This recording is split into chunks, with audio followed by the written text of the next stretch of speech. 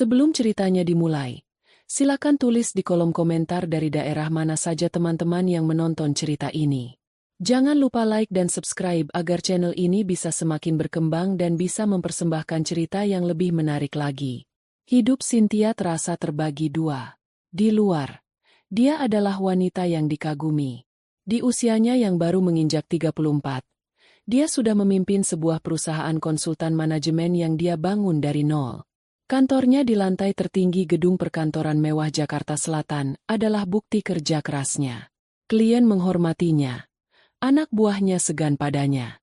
Dia tegas, cepat, dan tidak pernah melewatkan detail. Tapi begitu dia masuk ke dalam rumahnya, sebuah paviliun modern minimalis di kawasan elit, dunianya berubah. Disinilah bagian keduanya hidup. Di sini, dia adalah istri dari Dimas. Dimas adalah pria yang sangat tampan. Tubuhnya terawat, kulitnya bersih, dan senyumnya bisa meluluhkan siapa saja. Mereka menikah 5 tahun lalu. Di awal pernikahan, Dimas masih berusaha merintis bisnis event organizer. Tapi satu persatu, proyeknya gagal. Investor menarik diri, klien komplain. Cynthia, yang saat itu karirnya sedang menanjak tajam, menenangkannya. Sudah, Mas. Jangan dipaksa. Mungkin rezekimu bukan di situ. Istirahat dulu, katanya waktu itu. Dimas setuju. Dia beristirahat. Istirahat itu berlangsung selama 4 tahun. Dimas bertransformasi menjadi apa yang orang sebut sebagai house husband, atau suami rumah tangga. Tapi dia bukan suami rumah tangga yang memasak atau membersihkan. Untuk itu, Cynthia sudah membayar 2 asisten rumah tangga dan 1 tukang kebun. Peran Dimas adalah mengelola rumah. Dia memastikan AC dingin, kolam renang bersih, dan bahan makanan organik selalu tersedia di kulkas 2 pintu yang dibeli Cynthia. Kegiatannya sehari-hari adalah pergi ke gym, bermain golf, menggunakan keanggotaan klub yang dibayar perusahaan Cynthia, dan bertemu teman-temannya di kafe mahal.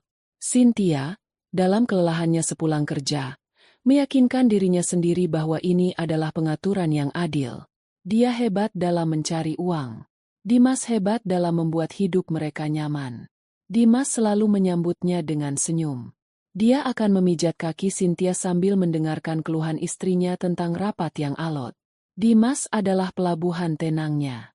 Setidaknya, itulah yang Cynthia yakini. Semua ini kan punya kita, Yang.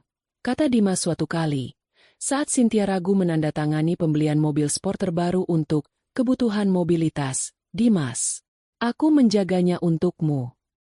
Cynthia percaya. Dia terlalu sibuk untuk tidak percaya. Selain Dimas, ada satu orang lagi di lingkaran terdalam Cynthia. Namanya Wulan.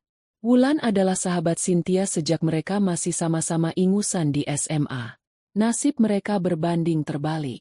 Sementara Cynthia melesat seperti roket, Wulan seolah terjebak di tempat. Dia bekerja sebagai staf administrasi di sebuah perusahaan kecil, bergaji pas-pasan, dan tinggal di kamar kos sempit di daerah Tebet. Cynthia merasa bertanggung jawab atas Wulan. Dia tulus menyayangi sahabatnya. Dia sering mentransfer uang untuk biaya tambahan Wulan. Ketika Wulan sakit dan butuh dirawat, Cynthia yang membayar tagihan rumah sakit tanpa bertanya. Ketika laptop Wulan rusak, Cynthia membelikannya yang baru agar Wulan bisa, katanya, mencari pekerjaan sampingan. Wulan adalah tempat curhat Cynthia. Wulan tahu segalanya. Tentang klien Cynthia yang menyebalkan, tentang ibunya yang menuntut, dan tentang betapa lelahnya Cynthia. Wulan selalu mendengarkan dengan penuh simpati. Kamu itu terlalu baik, Chen. Kamu nanggung beban banyak orang, kata Wulan suatu sore, sambil menyeruput kopi mahal yang dibayar Cynthia. Nggak apa-apa, Lan. Selama aku punya kamu sama Mas Dimas, aku kuat, jawab Cynthia naif. Wulan sering bermain ke rumah Cynthia. Dia dekat dengan Dimas. Terlalu dekat, mungkin. Tapi Cynthia menepis pikiran itu. Dia menyebutnya paranoia orang sibuk. Mereka dekat karena mereka berdua adalah tim rumah. Orang-orang yang mengerti Cynthia. Dimas sering mengantar Wulan pulang ke kos jika mereka selesai mengobrol hingga larut malam di rumah Cynthia. Itu wajar, pikir Cynthia. Dimas hanya menjalankan tugasnya sebagai suami yang baik, melindungi sahabat istrinya. Suatu Selasa pagi, suasana rumah terasa berbeda. Dimas bangun lebih pagi dari biasanya. Dia sudah rapi mengenakan kemeja polo bersih dan wangi parfum mahal yang dibelikan Cynthia. "Sayang, aku mau pamit," kata Dimas sambil mencium kening Cynthia yang masih setengah tertidur. Cynthia menggeliat. "Pagi banget, Mas. Mau golf?" Dimas tertawa kecil. Tawa yang menurut Cynthia sangat menawan. "Enggak, dong. Ini kerja. Ingat proyek tambang nikel yang aku ceritain itu? Investor dari Singapura mau ketemu. Tapi mereka maunya di Surabaya. Jadi aku harus terbang hari ini." Mata Cynthia langsung terbuka lebar. Dia duduk tegak. Ini adalah berita besar. Selama setahun terakhir, Dimas memang sering menyebut-nyebut soal proyek besar ini, meski semua masih di tahap lobby. Cynthia tidak pernah bertanya detailnya. Dia hanya mengangguk dan memastikan rekening pribadi Dimas selalu terisi untuk biaya operasional. "Serius, Mas? Wah, alhamdulillah." Cynthia berseru tulus. Ada kelegaan besar di hatinya. Akhirnya, suaminya akan kembali bekerja. Dia tidak akan lagi mendengar sindiran halus dari keluarganya tentang suami pengangguran. "Iya. Doakan lancar ya. Aku berangkat sekarang ke bandara. Mungkin sekitar 3 atau 4 hari," kata Dimas, sambil membenarkan letak jam tangan mewahnya. "Kok mendadak banget?" "Biasa. Investor. Mereka maunya cepat. Untung aku selalu siap. Semua materi presentasi sudah di laptop." Cynthia bangun dan memeluk suaminya erat. "Hati-hati ya, Mas. Aku transfer uang tambahan ya buat di sana. Buat entertain klien. Jangan sampai malu-maluin. Pakai kartu yang black card aja biar gampang reservasi." Dimas tersenyum lebar. "Kamu memang istri terbaik, Chen. Ya sudah, aku jalan ya. Nanti aku kabarin begitu sampai Surabaya." Cynthia mengantar Dimas sampai ke depan pintu. Dia melihat suaminya masuk ke dalam mobil sedan mewah mereka. Mobil atas nama perusahaan Cynthia, tentu saja, dan melaju pergi. Ada rasa sepi, tapi lebih dominan rasa bangga dan lega. Cynthia berangkat kerja dengan semangat baru. Dia tidak tahu bahwa pagi itu, dia baru saja mengantar suaminya bukan ke bandara. Dia baru saja mengantar suaminya ke kehidupan kedua yang dibangun di atas keringat dan air matanya. Dia baru saja melepas parasit itu untuk berpesta di sarang yang lain. Sarang yang juga dia biayai tanpa sadar. Itu adalah kaos kesayangan Dimas. Kaos yang dibeli Cynthia di konser Amal 5 tahun lalu. Kaos yang ada bekas noda tinta pulpen kecil di bahu kiri, yang tidak pernah bisa hilang meski sudah dicuci ratusan kali. Noda itu terlihat jelas dari tempat Cynthia berdiri. Mulut Cynthia kering. Otaknya berputar cepat, mencoba mencari penjelasan logis. Mungkin Mas Dimas meminjamkannya? Kapan?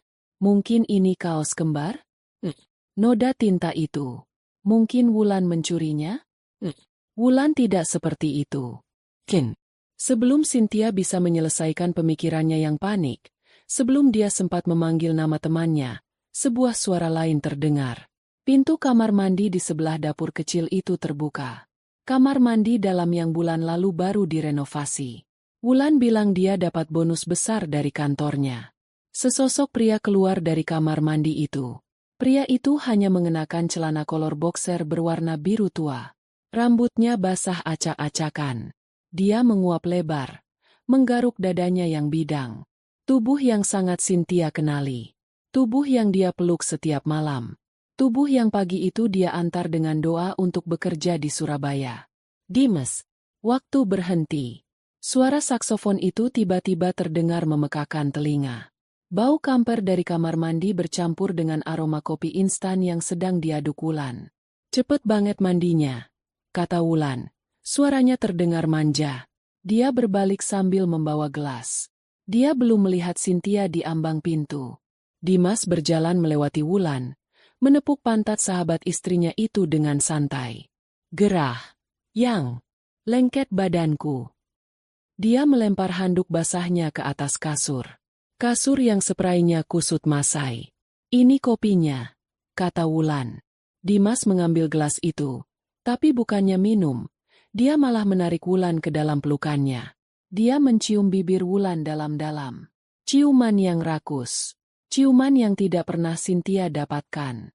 Cynthia berdiri membatu. Kotak tablet di tangannya terasa seperti sepotong es.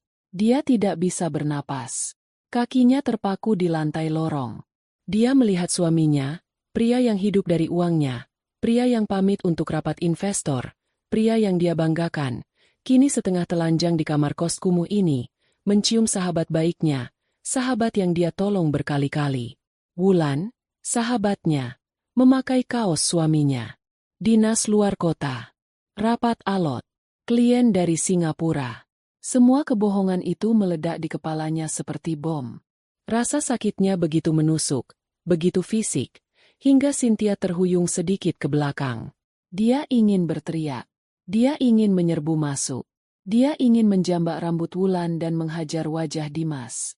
Tapi tidak ada suara yang keluar. Yang ada hanya rasa dingin yang menusuk. Rasa dingin yang membekukan darahnya. Mengubah kesedihan dan keterkejutannya menjadi sesuatu yang lain. Sesuatu yang jauh lebih gelap. Sesuatu yang tajam. Amarah. Mereka berdua, Dimas dan Wulan, akhirnya melepaskan ciuman mereka. Mereka tertawa.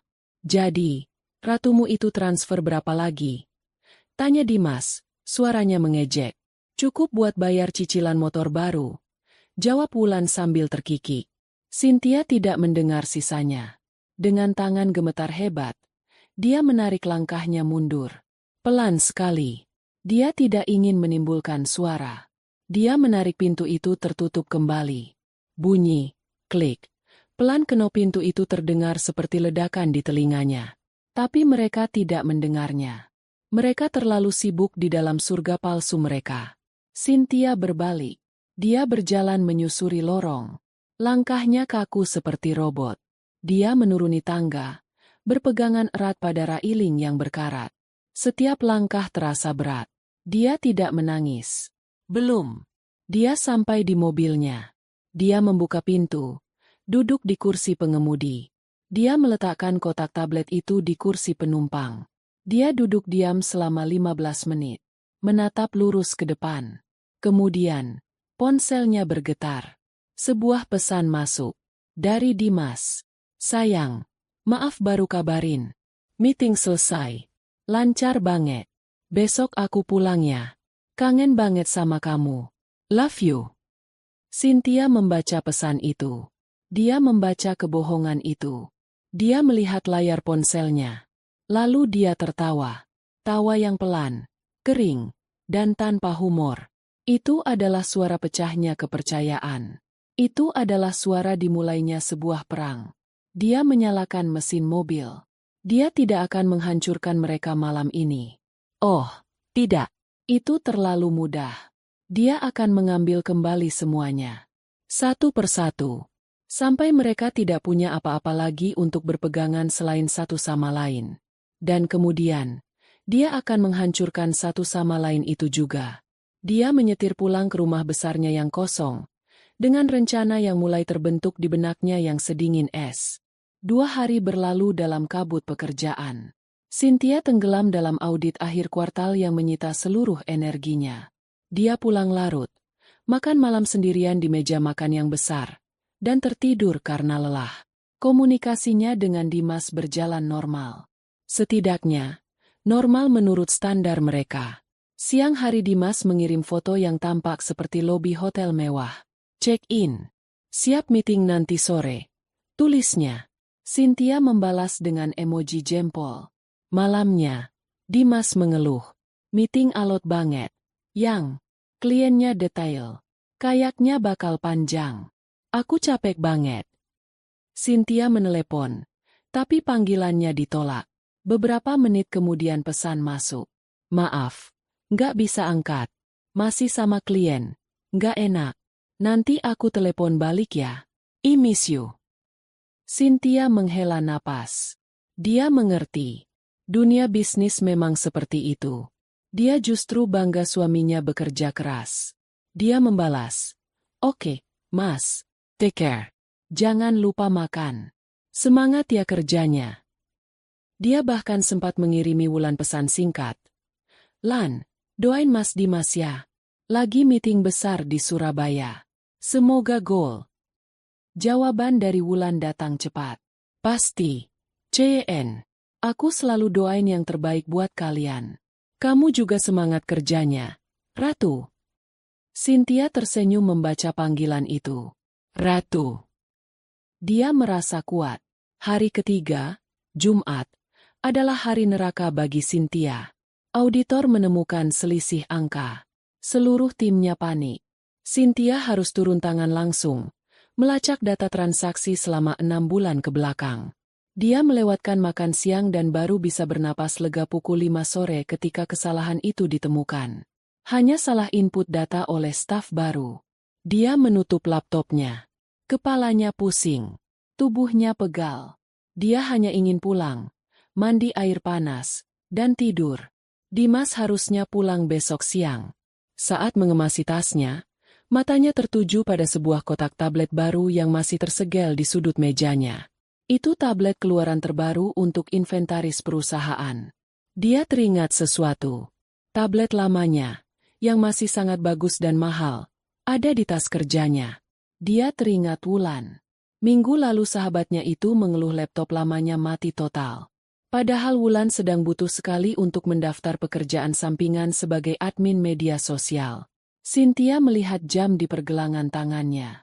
Baru pukul 5:30. Arah kos Wulan di Tebet tidak terlalu jauh memutar dari jalur pulangnya. Sebuah ide spontan muncul. Dia akan mampir sebentar. Memberikan tablet ini untuk Wulan. Kejutan kecil di hari Jumat. Dia juga rindu mengobrol ringan. Dia butuh pelampiasan setelah hari yang berat. Dia ingin berbagi kabar baik tentang audit yang selesai dan prospek proyek Dimas. Dia mengubah haluan mobilnya menuju Tebet. Jalanan macet seperti biasa. Cynthia mengetuk-ngetukkan jarinya di setir. Bersenandung pelan mengikuti radio. Dia membayangkan wajah bahagia Wulan saat menerima tablet itu.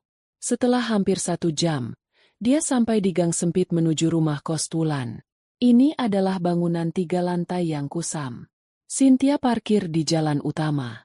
Dia mengambil kotak tablet itu dan berjalan kaki masuk ke gang. Bau campuran antara sampah dan masakan warteg menyambutnya. Kontras sekali dengan aromaterapi di lobi kantornya. Dia naik ke lantai 2. Kamar kos Wulan ada di nomor 7. Di ujung lorong. Lorong itu remang-remang. Dia mendengar suara tawa dan TV dari kamar-kamar lain. Tapi saat mendekati kamar nomor 7, dia mendengar sesuatu yang lain. Samar-samar, terdengar alunan musik jazz pelan. Aneh. Wulan penyuka lagu pop Korea dan dangdut koplo. Cynthia mengangkat bahu. Mungkin selera musik temannya berubah. Dia sampai di depan pintu kayu coklat yang catnya sudah mengelupas. Dia mengetuk pelan. Wulan? Lan? Ini aku, Cynthia. Tidak ada jawaban. Musik jazz itu terus mengalun. Lan? Dia mengetuk lagi, sedikit lebih keras. Hening. Hanya suara saksofon dari dalam. Cynthia mengernyit. Apa Wulan sedang tidur? Tapi musiknya menyala. Dia mencoba kenop pintu. Tidak dikunci. Pintunya sedikit terbuka dengan bunyi derit pelan. Permisi Lan, kamu di dalam. Cynthia mendorong pintu itu sedikit lebih lebar. Dan dunianya berhenti berputar. Hal pertama yang dilihatnya adalah punggung Wulan. Sahabatnya itu berdiri di depan meja dapur kecil, membelakangi pintu, sedang mengaduk sesuatu di gelas. Tapi bukan itu masalahnya. Masalahnya adalah apa yang dipakai Wulan. Wulan hanya memakai celana dalam hitam kecil. Dan sebuah kaos. Kaos oblong abu-abu pudar bergambar logo band Slang. Kaos yang sangat Cynthia kenali. Kaos itu kebesaran di tubuh kurus Wulan, menjuntai hampir menutupi bokongnya. Perjalanan pulang dari Tebet ke rumahnya di Pondok Indah terasa seperti melintasi dimensi lain. Cynthia mengemudi dalam mode otomatis. Lampu-lampu jalanan Jakarta yang gemerlap, yang biasanya dia nikmati sebagai simbol kota yang hidup, malam ini terlihat seperti ejekan. Papan-papan reklam raksasa yang memajang wajah-wajah bahagia terasa palsu. Dia tidak menangis. Rasa kagetnya terlalu dalam untuk air mata. Yang dia rasakan adalah getaran hebat yang dimulai dari ulu hatinya dan menjalar ke seluruh persendiannya. Itu adalah getaran amarah. Dia terus memutar ulang adegan itu di kepalanya. Kaos abu-abu sleng. Noda tinta di bahu kiri. Celana kolor biru tua. Ciuman rakus itu. Tepukan santai di pantat Wulan. Lalu suara mereka. Suara yang paling menyakitkan. Jadi, ratumu itu transfer berapa lagi?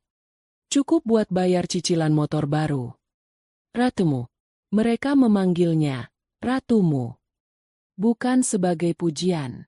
Itu adalah julukan hinaan. Dia adalah ratu yang bodoh. Ratu yang bekerja membanting tulang, yang menyediakan istana dan emas.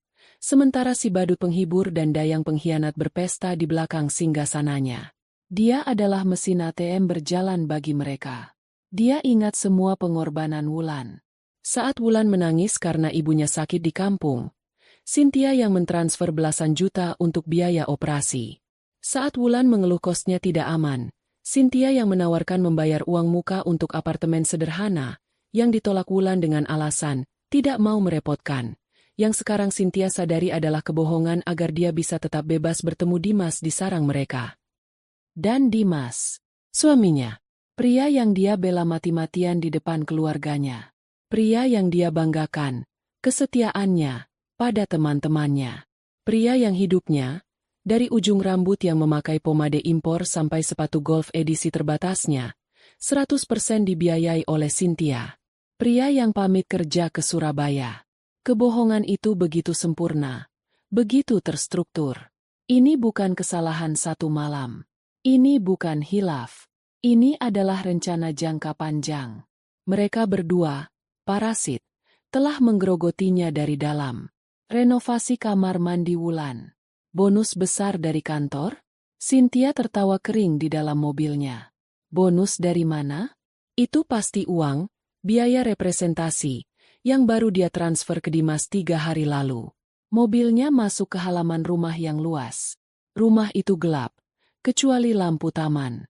Asisten rumah tangganya sudah pulang ke paviliun belakang. Biasanya, dia benci pulang ke rumah kosong saat Dimas pergi. Malam ini, dia bersyukur. Dia butuh waktu sebelum topengnya harus dipasang. Dia masuk ke dalam rumah. Dingin AC menyambutnya. Hening. Dia meletakkan kotak tablet, yang batal dia berikan, di atas meja makan marmer yang panjang. Dia berjalan melewati ruang tamu. Dia melihat stik golf Dimas yang tersandar rapi di sudut. Dia melihat rak sepatu yang penuh dengan sneaker mahal milik Dimas. Dia masuk ke kamar tidur utama mereka. Kamar mandi mereka lebih besar dari kamar kos Wulan. Ada jacuzzi yang jarang mereka pakai. Dia berdiri di depan cermin besar di ruang pakaian. Dia menatap pantulan dirinya. Wanita sukses. Rambut rapi disanggul. Blazer mahal yang sedikit kusut karena kerja seharian. Matanya merah, tapi kering. Ratu. Baik. Jika mereka ingin dia jadi ratu, dia akan jadi ratu. Tapi bukan ratu yang baik hati. Dia akan menjadi ratu yang mengambil kembali apa yang menjadi miliknya. Ratu yang akan memastikan pengkhianat dihukum. Kesedihan yang tadi membekukannya kini mencair. Berubah menjadi energi panas yang membara. Dia tidak akan hancur. Dia akan menghancurkan. Dia meraih ponselnya. Pesan dari Dimas masih di sana. Kangen banget sama kamu. Love you. Rasa mual menjalari tenggorokannya. Dia hampir melempar ponsel itu ke cermin. Tapi dia menahannya. Itu adalah langkah bodoh. Emosi adalah kemewahan yang tidak bisa dia miliki sekarang. Dia butuh strategi. Dia menarik napas 3 kali. Memaksakan otot-otot wajahnya untuk rileks. Dia harus bermain. Jika mereka bisa bermain sandiwara selama ini, dia juga bisa. Sandiwaranya baru saja dimulai. Dia mengetik balasan. Baru sampai rumah. Mas. Capek banget. Auditnya parah. Aku juga kangen. Dia menambahkan emoji hati berwarna merah. Jarinya gemetar saat menekan tombol kirim. Belum sampai 5 detik. Ponselnya berdering. Nama, suamiku, berkedip di layar. Cynthia menelan ludah. Dia berdeham, mencoba memastikan suaranya tidak bergetar. Dia menekan tombol jawab. Halo, sayang? Suara Dimas terdengar hangat dan sedikit lelah. Suara palsu. Halo, Mas. Kok belum tidur? Jawab Cynthia. Nadanya dibuat datar. Lelah karena pekerjaan. Belum. Baru kelar banget ini. Aduh, gila. Yang. Kliennya detail banget. Orang Singapura itu emang beda. Yah, tapi presentasiku mulus. Mereka suka banget sama konsepku. Dimas berceloteh. Cynthia duduk di tepi tempat tidur mereka. Tempat tidur yang dibelinya. Dia mendengarkan kebohongan itu mengalir lancar. Oh ya? Syukurlah kalau gitu. Kata Cynthia. Iya. Mereka terkesan banget sama proyeksi keuangannya. Kayaknya sih. 90% goal. Yang. Ini proyek besar. Gila. Aku senang banget. Akhirnya aku bisa buktiin ke kamu. Ke semua orang. Cynthia memejamkan mata. Proyeksi keuangan. Dia ingat. Dia yang membantu Dimas menyusun presentasi itu 2 bulan lalu. Mengira itu hanya latihan untuk Dimas. Dia tidak tahu itu adalah alat untuk menipunya. Wah, hebat dong, Mas. Aku ikut senang. Banget, kata Cynthia. Suaranya nyaris tercekat.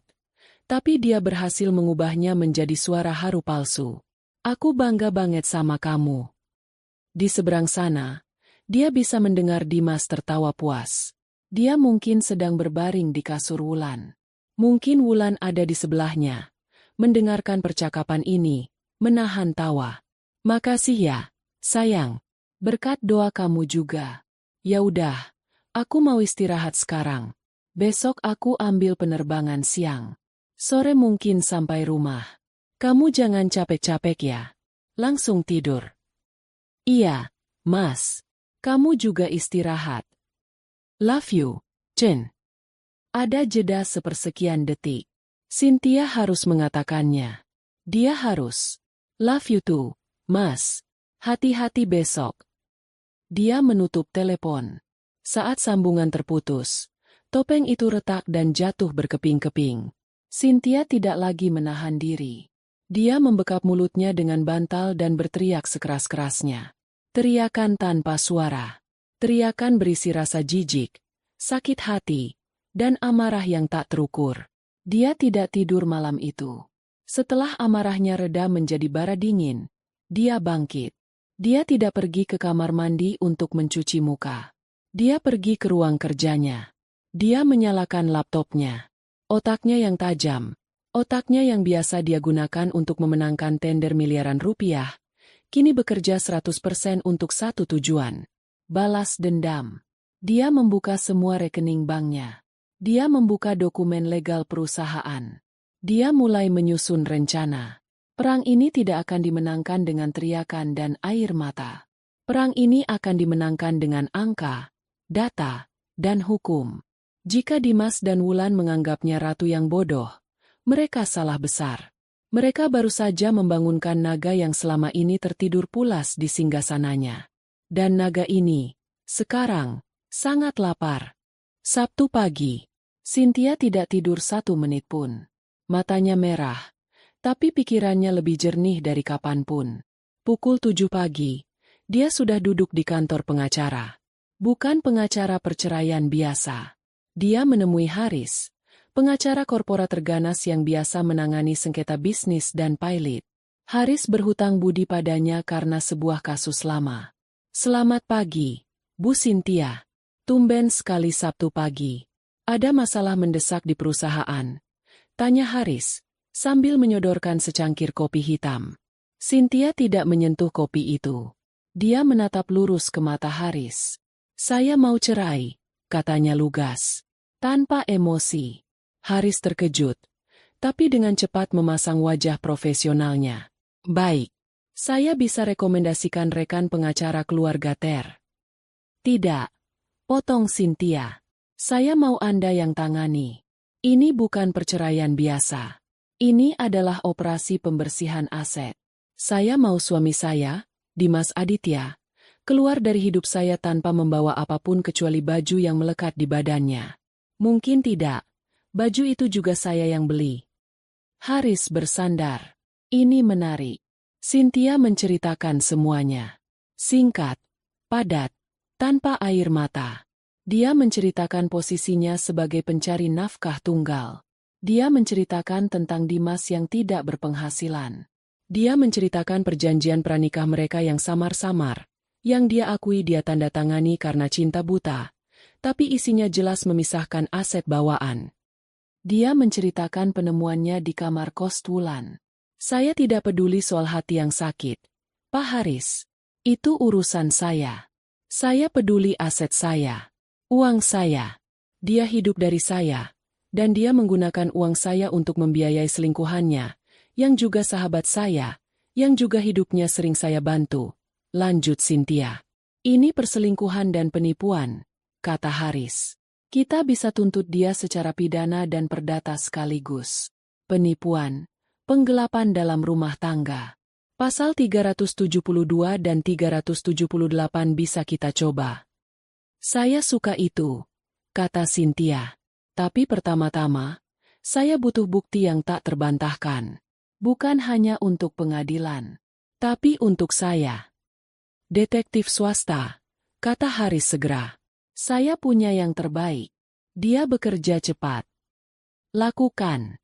Saya mau hari ini juga. Targetnya 2. Dimas Aditya dan Wulandari. Kamar kos nomor 7. Jalan M. Tebet. Saya mau foto, video, rekaman suara. Saya mau tahu mereka pergi kemana lagi. Saya mau tahu setiap rupiah yang suami saya berikan padanya. Siap, kata Haris sambil mencatat. Langkah kedua, aset. Itu bagian saya, kata Cynthia. Saya akan mengurusnya hari ini. Saya hanya perlu Anda menyiapkan surat somasi dan dokumen hukum untuk menyita aset bergerak atas nama perusahaan yang dia pakai. Mobilnya, tegas Cynthia. Dan semua kartu kredit tambahan. Pertemuan selesai pukul 8. Pukul setengah 9. Tim detektif swasta sudah bergerak menuju Tebet. Cynthia pulang ke rumah. Dia punya waktu beberapa jam sebelum kepulangan Dimas dari Surabaya palsunya. Dia duduk di ruang kerjanya dan membuka laptopnya. Ini adalah medan perangnya. Dia membuka rekening bersama. Rekening yang dia gunakan untuk mentransfer uang belanja bulanan, gaji art, dan tagihan-tagihan. Dia tidak pernah mengecek detailnya. Dia hanya memastikan saldonya selalu terisi. Sekarang dia mengeceknya. Baris demi baris. Matanya menyipit. Ada pola. Setiap bulan, selain tagihan normal, ada beberapa kali transfer ke rekening atas nama Wulandari. Jumlahnya bervariasi. 500.000 di sini. 1 juta di sana. Keterangannya selalu samar. Biaya proyek, DP bahan, refund. Lalu dia melihat transfer besar 3 bulan lalu. 20 juta rupiah. Keterangannya, dana talangan renovasi. Cynthia tertawa sinis. Renovasi kamar mandi Wulan. Dan 3 hari lalu. 1 jam setelah Cynthia mentransfer uang, biaya representasi, 50 juta ke rekening pribadi Dimas. Ada transfer 30 juta dari rekening Dimas ke rekening Wulan. Keterangannya, pelunasan modal proyek. Proyek nikel Singapura. Omong kosong. Itu semua adalah sandiwara rumit untuk menguras uangnya demi selingkuhannya. Rasa sakit itu datang lagi, tapi kali ini bercampur dengan rasa jijik pada kebodohannya sendiri. Cynthia menggerakkan jarinya dengan cepat di atas keyboard. Dia memindahkan 99% saldo dari rekening bersama ke rekening bisnis utamanya. Rekening yang Dimas tidak punya akses sama sekali. Dia hanya menyisakan 500.000 rupiah di sana. Cukup untuk membeli bensin sekali jalan. Langkah kedua, kartu kredit.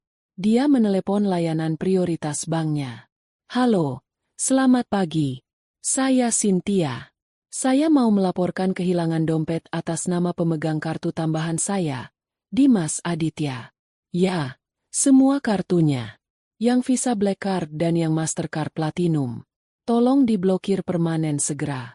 Ya, permanen. Jangan diganti baru. Terima kasih. Satu panggilan selesai. Semua keran uang tunai dan kredit instan terputus. Dia melihat jam. Pukul 2 siang. Dimas mengirim pesan.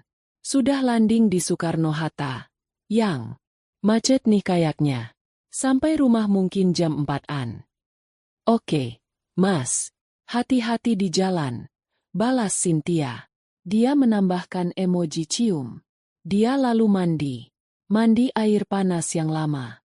Dia menggosok tubuhnya sampai merah, seolah ingin menghilangkan jejak kebohongan Dimas dari rumah itu. Dia memakai pakaian terbaiknya. Gaun rumah yang elegan. Dia berdandan. Dia ingin terlihat sempurna. Dia ingin terlihat seperti ratu yang sedang menunggu pahlawannya pulang. Pukul 4 sore, suara mobil sedan mewah itu terdengar di garasi. Jantung Cynthia berdebar kencang.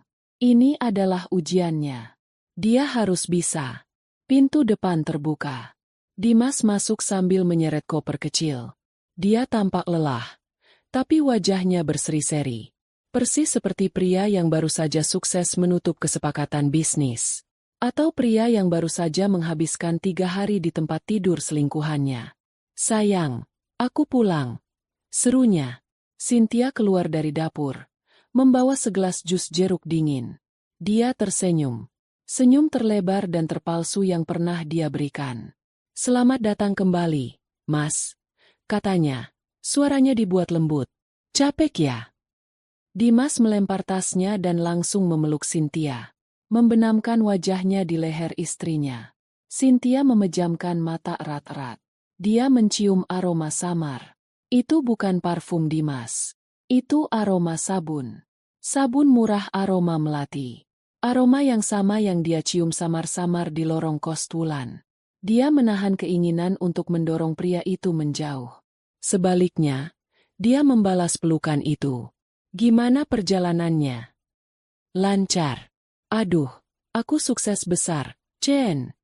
Kata Dimas, melepaskan pelukan dan menatapnya berbinar. Dimas lalu duduk di sofa dan mulai bercerita. Dia menceritakan kebohongan yang sangat detail. Tentang ruang rapat di Hotel Bintang 5 Surabaya. Tentang makan malam dengan investor bernama Mr. Tan. Tentang betapa mereka terkesan dengan data-datanya. Cynthia duduk di hadapannya. Dia mengangguk. Dia tersenyum. Dia bertanya di bagian yang tepat. Wah, hebat banget, Mas. Jadi kapan mereka transfer dananya? Tanyanya, berpura-pura antusias. Segera. Mereka lagi urus administrasi di Singapura. Minggu depan kayaknya udah ada kabar. Ini bakal jadi titik balik kita. Yang kita. Cynthia nyaris tertawa. Kamu mandi dulu, Gih. Aku udah minta Mbak siapin air panas.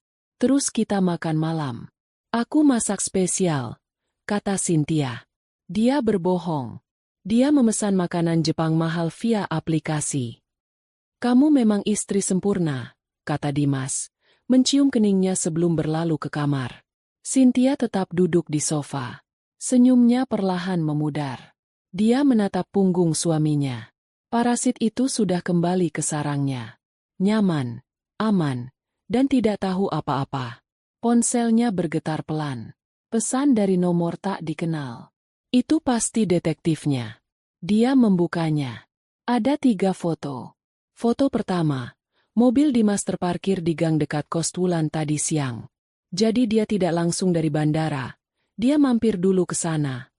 Foto kedua, Dimas dan Wulan berpelukan erat di depan pintu kos. Ciuman perpisahan. Foto ketiga, zoom in wajah Wulan. Dia tampak sedih melepas Dimas pulang. Lalu satu pesan teks.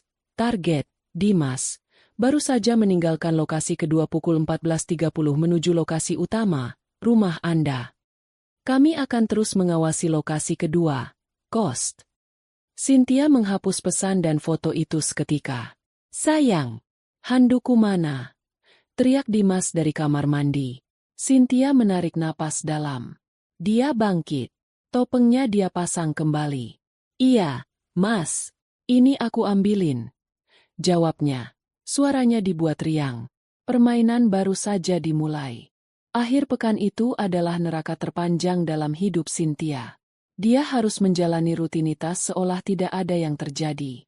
Dia harus duduk di meja makan yang sama dengan Dimas, mendengarkan rencananya, yang kini Cynthia tahu palsu, tentang proyek nikel itu. Dimas, yang merasa sukses besar dengan kebohongannya, menjadi sangat penuh perhatian. Dia mencoba memeluk Cynthia lebih sering, menawarkan pijatan, dan mencoba memulai keintiman di kamar tidur. Cynthia menolaknya dengan halus. Dia menggunakan alasan terkuat yang dimiliki wanita. Aku lagi datang bulan, Mas. Kram banget perutku, katanya. Wajahnya dibuat sepucat mungkin. Dimas menerima alasan itu tanpa curiga. Dia hanya kecewa sedikit. Lalu kembali sibuk dengan ponselnya. Cynthia tahu persis siapa yang sedang dia kirimi pesan. Dia pasti sedang menenangkan Wulan, melaporkan bahwa Ratu sudah berhasil dikelabui dan dana segar yang dicurinya dari Cynthia aman di tangan mereka. Cynthia membiarkannya. Dia menghitung mundur jam demi jam. Sementara Dimas bersantai di kolam renang pada hari Minggu, Cynthia mengunci diri di ruang kerja, pura-pura membereskan sisa audit. Padahal, dia sedang melakukan panggilan video dengan detektif swasta yang disewanya. Saya sudah dapat bukti perselingkuhan yang cukup, Pak, kata Cynthia dingin, matanya menatap layar laptop. Foto mereka di kos sudah jelas. Rekaman pembicaraan mereka soal Ratumu sudah saya simpan. Sekarang, saya mau kita ganti fokus. Fokus kemana, Bu? Tanya detektif itu. Wulandari. Saya mau Anda selidiki tempat kerjanya. Dia admin di PT Jaya Maritim Ekspor. Saya mau tahu semua aktivitasnya di sana. Saya tidak peduli dia selingkuh di jam kerja. Saya mau cari celah profesional. Korupsi kecil, fraud, apa saja. Temukan. Detektif itu mengangguk. Dia menangani klaim reimbursement dan petty cash untuk divisi operasional. Bu, itu area yang rawan. Bagus, kata Cynthia. Cari di situ. Saya mau hasilnya paling lambat Selasa. Senin pagi, Cynthia dan Dimas sarapan bersama. Dimas terlihat sedikit kesal.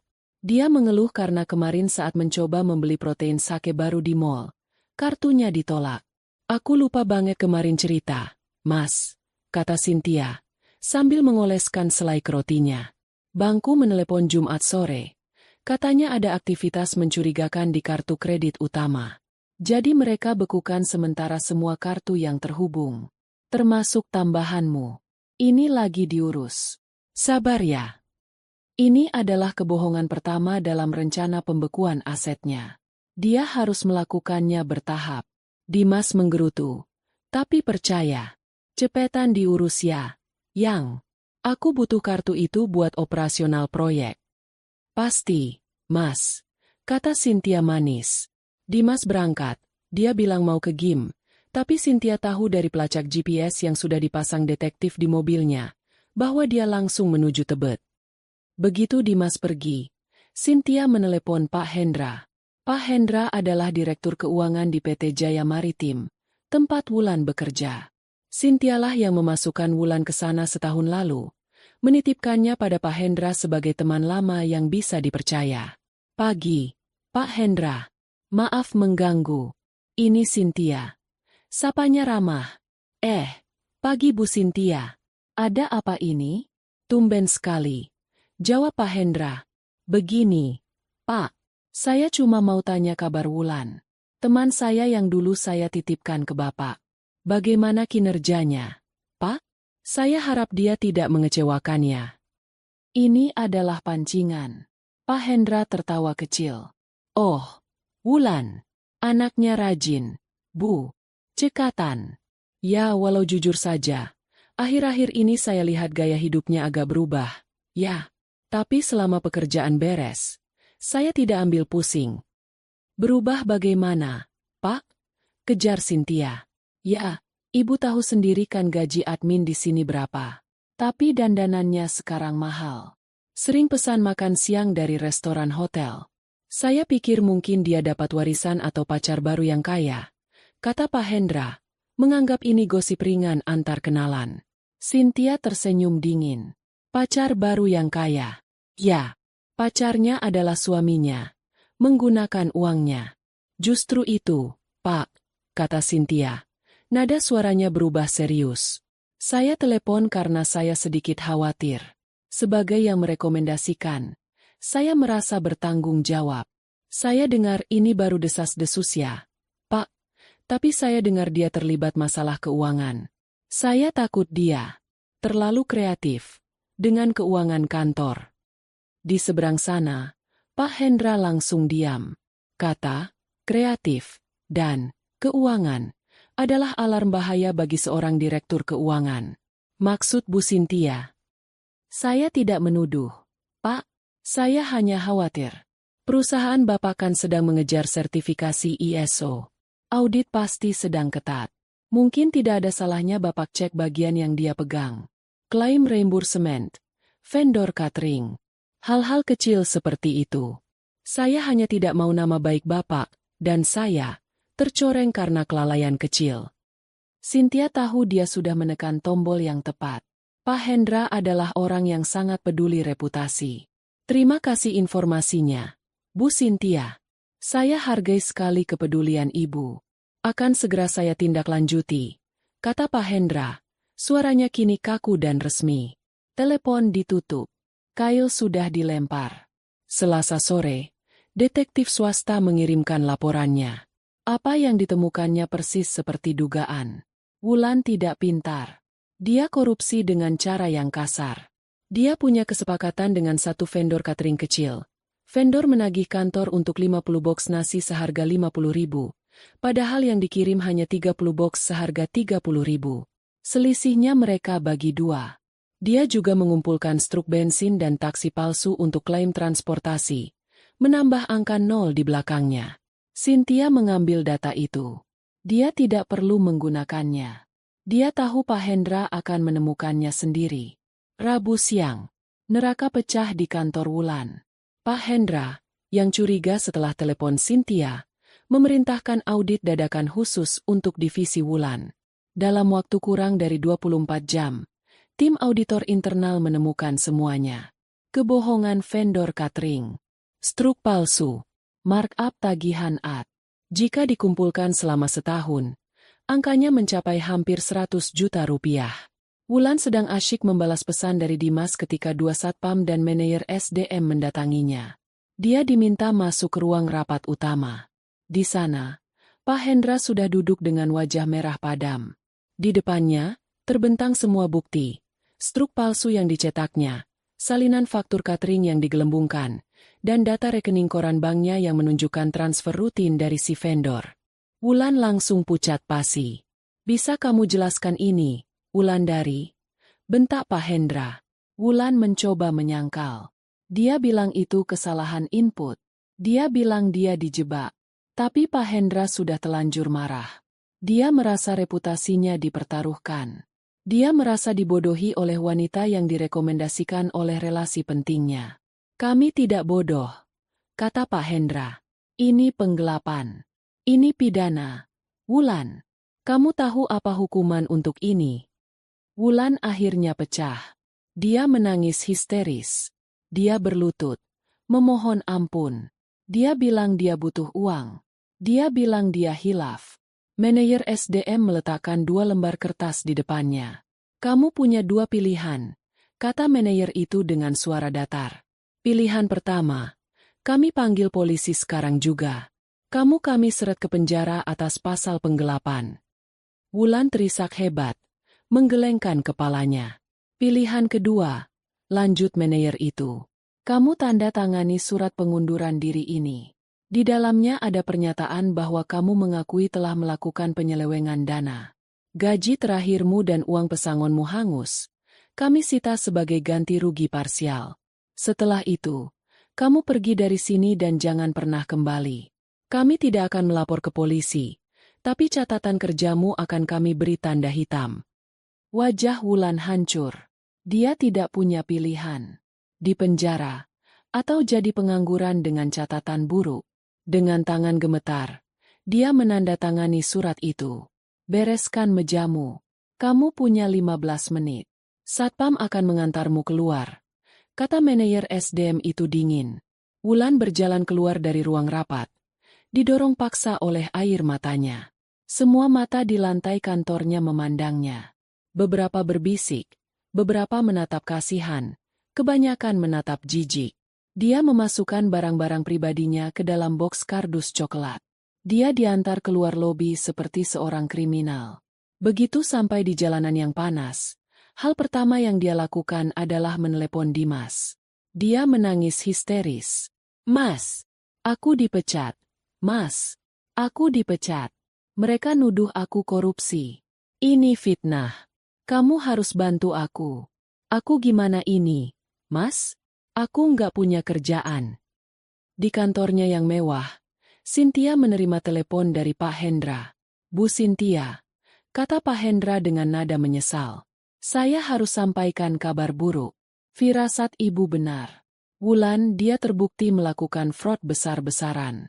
Kami terpaksa memberhentikannya hari ini juga." Cynthia memasang nada kaget terbaiknya. Dia terkesiap. "Palsu. Astaga, Pak Hendra. Saya tidak menyangka. Ya Tuhan. Saya benar-benar minta maaf.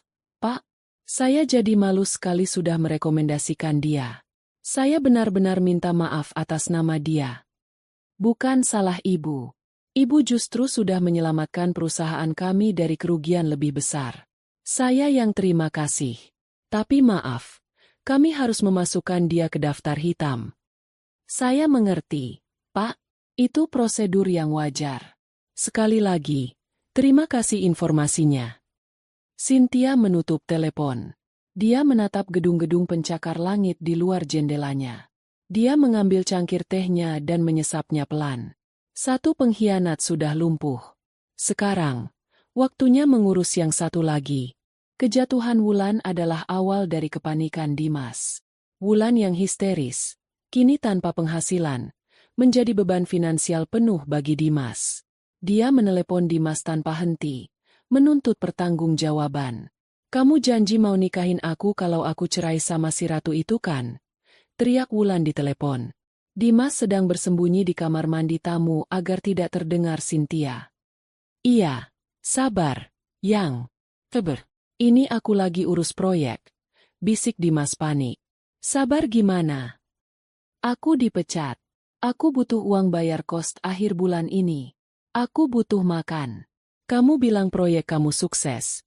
Mana uangnya? Transfer aku sekarang." Dimas berkeringat dingin. Dia tidak punya uang. Transferan 30 juta dari Cynthia sudah habis mereka pakai. Wulan membeli tas baru, membayar cicilan motor, dan sisanya untuk foya-foya. Dia sepenuhnya bergantung pada kartu kredit Cynthia yang sekarang diblokir. Dia mencoba menenangkan Wulan. "Sabar dulu. Rekening Cynthia lagi dibekukan bank. Ada audit. Aku nggak bisa ambil uang sekarang. Kamu pakai tabunganmu dulu." "Tabungan? Tabunganku sudah habis buat bayar utang-utang kamu yang kemarin. Kamu yang harus tanggung jawab, Mas." Wulan membanting telepon. Dimas keluar dari kamar mandi dengan frustrasi. Dia harus mendapatkan uang. Dia tidak bisa membiarkan Wulan lepas. Wulan adalah pelariannya. Satu-satunya tempat dia merasa laki-laki. Dia menemui Cynthia yang sedang bekerja di laptopnya di ruang keluarga. "Sayang," katanya, memasang wajah seserius mungkin. "Aku butuh uang operasional." Mendesak. Cynthia mengangkat wajahnya dari laptop. Tatapannya lelah, dibuat-buat. "Mas, aku kan sudah bilang. Semua rekening lagi dibekukan. Ini masalah serius. Menyangkut pajak perusahaan. Aku nggak berani sentuh rekening bisnis. Tapi aku butuh. Chen, klien Singapura itu nanyain progres. Aku harus ajak mereka makan malam. Aku harus entertain mereka. Masa aku nggak punya uang?" Ini menyangkut reputasi kita. Dimas mulai meninggikan suaranya. Cynthia menghela napas panjang. Dia membuka dompetnya. Dia mengeluarkan 5 lembar uang 100 ribuan. Mas, aku cuma pegang uang tunai segini. Ini sisa uang belanja dapur. Yang lain semua terdebet otomatis. Pakai ini dulu ya. Buat bensin saja. Jangan dipakai foya-foya. Kita harus hemat sampai masalah bank ini selesai. Dimas menatap 5 lembar uang merah itu dengan tatapan tidak percaya. 500 ribu rupiah. Dia biasa menghabiskan itu untuk sekali makan siang. Cuma segini. Kamu bercanda? Ini nggak cukup buat apa-apa. Mas, tolong mengerti, kata Cynthia. Suaranya kini terdengar rapuh. Aku stres banget urus ini sendirian. Semua aset dibekukan. Kamu bukannya bantu aku tenang. Malah nuntut. Kamu kira aku nggak pusing? Kita lagi krisis. Dimas terdiam. Dia tidak bisa membantah jika Cynthia sudah memakai nada, kita sedang krisis. Dia mengambil uang itu dengan kasar. Oke, aku usahakan. Dia pergi dengan membanting pintu. Dia segera menyetir ke Tebet. Dia harus menenangkan Wulan. Dia memberikan 300 ribu pada Wulan. Pakai ini dulu buat makan. Wulan menatap uang itu dengan jijik. 300 ribu? Kamu pikir aku pengemis? Mas, kamu tuh harusnya kasih aku solusi. Bukan recehan. Mereka bertengkar hebat di kamar kos yang sempit dan panas itu. AC-nya rusak dan Wulan tidak bisa membayarnya.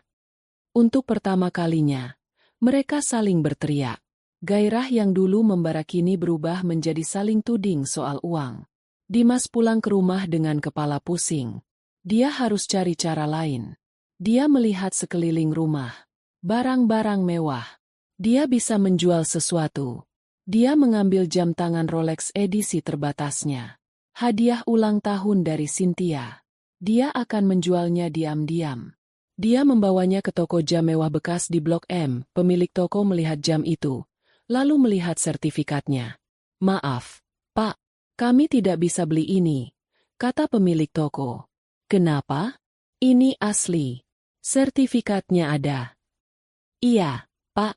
Tapi jam seri ini, atas nama Ibu Cynthia di sertifikatnya, sudah dilaporkan hilang ke database kami tadi pagi.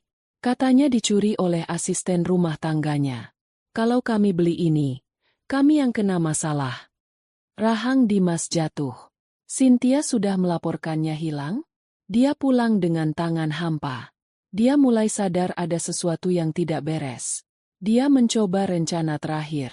Dia akan mengambil mobil sportnya. Mobil itu memang atas nama perusahaan Cynthia. Tapi itu mobil, jatah, dia. Dia akan menggadaikan BPKB-nya sementara. Dia pergi ke garasi. Mobilnya tidak ada. Dia panik. Dia berlari ke pos satpam komplek. Pak. Lihat mobil saya yang sport, yang merah. Satpam itu mengangguk. Oh, tadi pagi sudah diambil sama orang leasing. Pak, katanya ada masalah administrasi. Ini surat jalannya. Dimas membaca surat itu. Surat perintah penarikan unit dari PT Cynthia Konsultan. Ditandatangani oleh Direktur Utama. Cynthia. Dimas berlari masuk rumah. Dia tidak lagi peduli. Cynthia, apa-apaan ini? Kenapa kamu tarik mobilku? Kenapa kamu laporin jam tanganku hilang? Teriaknya. Cynthia sedang tidak ada di rumah. Rumah itu sepi. Asisten rumah tangga sedang libur. Dimas mencoba menelepon Cynthia. Ponselnya tidak aktif. Dia mulai panik sungguhan. Dia harus pergi. Dia harus menemui Cynthia di kantornya. Dia meraih kunci mobil sedan yang biasa dia pakai. Dia berlari ke garasi lagi. Mobil sedan itu juga tidak ada. Yang tersisa di garasi besar itu hanya city car milik asisten rumah tangga. Dia kehabisan akal. Dia kembali ke dalam rumah. Dia butuh istirahat. Dia butuh berpikir. Dia harus menghubungi pengacaranya. Tapi dia tidak punya pengacara. Malam itu, Cynthia tidak pulang. Dia mengirim pesan. Mas, Aku harus fokus beresin masalah audit ini. Aku nginap di hotel dekat kantor beberapa hari biar gampang bolak-balik. Jangan cari aku. Aku butuh fokus. Dimas membaca pesan itu. Dia sendirian di rumah besar yang dingin. Dia mulai merasa takut. Dia tinggal di rumah itu selama 2 hari sendirian. Stok makanan di kulkas mulai habis. Dia tidak punya uang tunai untuk memesan makanan. Dia tidak punya mobil. Dia terisolasi. Pada hari ketiga, dia memutuskan untuk menyerah. Dia akan memesan taksi online. Dia harus meminjam uang Wulan lagi via transfer untuk membayarnya, dan menyusul Cynthia ke kantornya. Dia akan meminta maaf, bukan karena selingkuh, tapi karena berteriak, dan meminta agar kartunya dibuka. Dia bersiap-siap. Dia mandi. Dia memakai kemeja terbaiknya. Dia harus terlihat seperti suami yang bertanggung jawab. Dia berjalan ke pintu depan yang besar itu. Dia menempelkan ibu jarinya ke pemindai sidik jari di kunci digital. Bip, bip, bip. Akses ditolak. Dia mencoba lagi. Akses ditolak. Dia mencoba memasukkan kode sandi manual. Wajahnya pucat. Cynthia sudah mengganti kode kunci rumah mereka. Dia mencoba menelepon bel video. Tidak ada yang menjawab. Dia terkunci. Tapi tunggu. Dia masih di dalam. Dia mencoba membuka pintu dari dalam. Pintu itu terbuka. Oh, dia salah paham. Dia tidak terkunci di dalam. Dia melangkah keluar ke teras depan untuk mencoba pemindai dari luar lagi. Berpikir mungkin alatnya rusak. Dia melangkah keluar. Begitu dia berada di teras, pintu di belakangnya tertutup otomatis dengan bunyi klik yang pelan dan solid. Dia mencoba membuka pintu dari luar lagi. Pemindai sidik jari menolaknya. Kode menolaknya. Dia baru sadar. Cynthia tidak menguncinya di dalam. Cynthia telah menguncinya di luar. Dia hanya memakai kemeja mahal, celana bahan, dan sepatu pantofel. Dia tidak membawa apa-apa selain ponselnya, yang baterainya tinggal 15%, dan dompetnya yang kosong. Dia berdiri di teras rumahnya sendiri, diusir tanpa satu kata pun. Parasit itu baru saja kehilangan induknya. Secara harfiah, dia menelepon Cynthia dengan panik. Kali ini, teleponnya aktif. Cynthia mengangkatnya pada dering kedua. Halo? Suara Cynthia terdengar tenang dan dingin. CN. Apa-apaan ini? Aku nggak bisa masuk rumah. Kodenya diganti. Kamu di mana? Aku? Jawab Cynthia. Aku sedang dalam perjalanan ke rumah. Tapi aku nggak sendiri. Aku bersama pengacaraku. Dan 2 orang petugas keamanan. Apa maksud kamu? Buka pintunya, Cynthia. Nggak bisa, Mas, kata Cynthia. Rumah itu sedang disterilkan. Lagi pula, kamu sudah nggak punya hak tinggal di sana. Jantung Dimas rasa jatuh ke perutnya. Apa maksudmu? Maksudku, surat gugatan cerai sudah masuk pengadilan tadi pagi. Selamat, Dimas. Kamu sekarang resmi jadi gelandangan. Dimas membeku di teras. Ponsel masih menempel di telinganya. Tapi sambungan sudah ditutup oleh Cynthia. Gelandangan. Surat gugatan cerai. Dia tidak bisa memproses kata-kata itu. Ini pasti mimpi buruk. Ini Cynthia, istrinya. Wanita yang memujanya. Wanita yang selalu menuruti kemauannya. Dia tidak mungkin setegak ini. Ini pasti gertakan. Dia mulai menggedor pintu digital itu dengan tinjunya. Cynthia, buka. Jangan bercanda. Ini nggak lucu. Buka pintunya. Dia berteriak-teriak di depan rumahnya sendiri seperti orang gila. 5 menit kemudian, dia mendengar deru mobil. Dari tikungan jalan, muncul 2 kendaraan. Yang pertama adalah sedan hitam mewah milik Cynthia. Tapi bukan Cynthia yang menyetir, melainkan sopir pribadinya. Di belakangnya, sebuah SUV hitam legam yang tampak mengintimidasi mengikuti dari dekat. Dimas mundur selangkah dari pintu. Jantungnya berdebar kencang. Sedan itu berhenti tepat di depan gerbang utama. Pintu penumpang belakang terbuka. Cynthia melangkah keluar. Dimas nyaris tidak mengenalinya.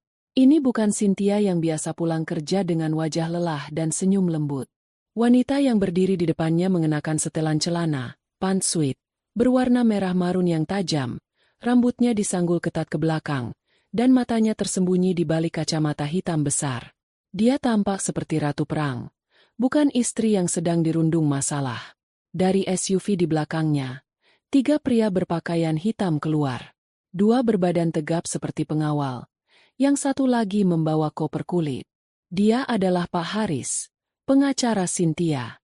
Cynthia, apa-apaan ini semua? Kamu bawa siapa? Teriak Dimas, campuran antara panik dan marah. Cynthia tidak menjawab. Dia hanya memberi isyarat pada Pak Haris. Pak Dimas Aditya. Pak Haris memulai dengan suara datar dan keras. Kami di sini untuk Mas Dimas. Sebuah suara panik memotong perkataan Pak Haris. Sebuah taksi online berhenti mendadak di belakang SUV itu. Pintu terbuka dan Wulan melompat keluar. Wajahnya sembab. Matanya bengkak karena menangis berhari-hari. Dia jelas tidak mandi. Dia tampak kacau. Dia berlari ke arah gerbang, melihat Dimas terkurung di luar. Mas, kamu kok nggak angkat teleponku? Aku butuh uang. Aku diusir dari kos. Mas, aku belum bayar. Mereka ganti kuncinya. Wulan akhirnya menyadari kehadiran Cynthia. Dia berhenti mendadak.